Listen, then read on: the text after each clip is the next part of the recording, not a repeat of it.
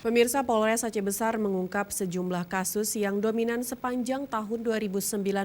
Salah satunya kasus laka lantas yang mengalami peningkatan jumlah kejadiannya.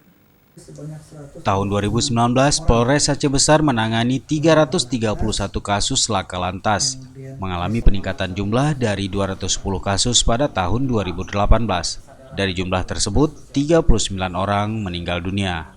Sebab terjadinya laka lantas itu memang ada beberapa hal, baik itu dari manusia, kemudian dari kendaraan, sarana prasarana jalan, dan termasuk dengan cuaca.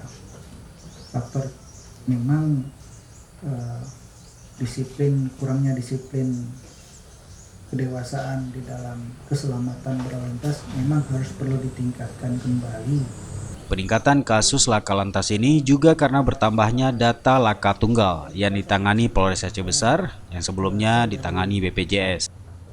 Kasus lain yang ditangani Polres Aceh Besar sepanjang 2019 yakni pembunuhan 2 kasus, pencurian 21 kasus, pencabulan 2 kasus, curas 2 kasus, curanmor 7 kasus, persetubuhan anak 1 kasus, dan penemuan mayat bayi 1 kasus.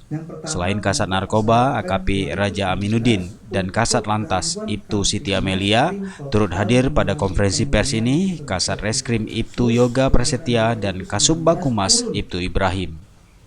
Dari Aceh Besar, Tim Liputan Aceh TV melaporkan.